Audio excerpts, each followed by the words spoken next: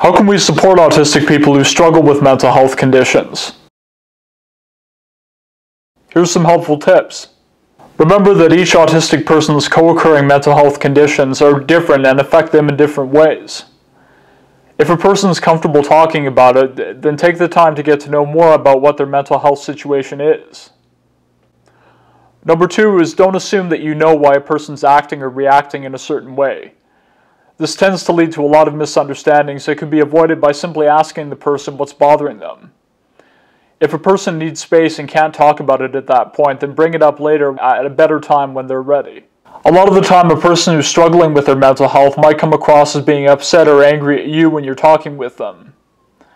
Most of the time, there's some underlying issue that's causing the person to feel depressed, anxious, or angry that has nothing to do with you or anything that you've said or done. It's good to remember this and to not take the negative emotions that you might be sensing as being personal. We all have personal boundaries that we want other people to respect.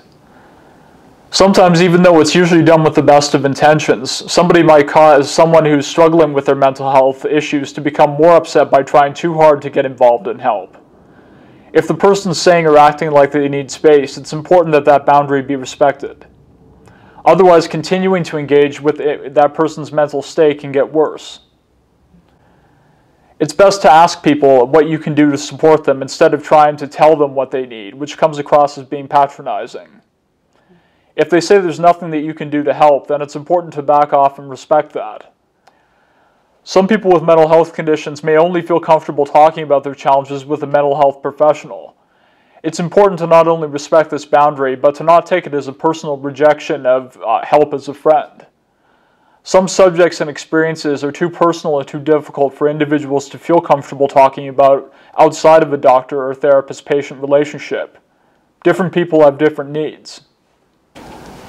Sometimes the best way to support somebody who's struggling with their mental health is to simply let them know that you're an email or phone call away if they need you. This way they can reach out on their own terms when they're ready to ask for your support.